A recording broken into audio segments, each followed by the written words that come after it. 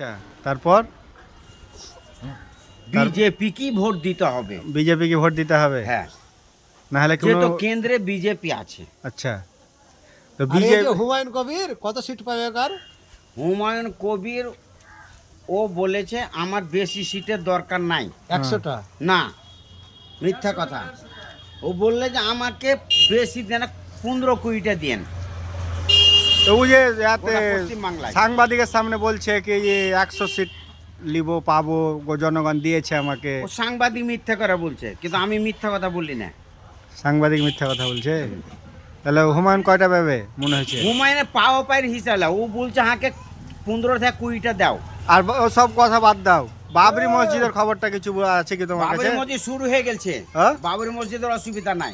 আমি তো শুননু এমনি বাথরুম ফাথরুমে জল ফল গালার লাইন শুরু হয়েছে, বাদ বাকি কাজই তো শুরু হয়নি। সব শুরু হয়ে গেছে। সব শুরু হয়ে গেছে।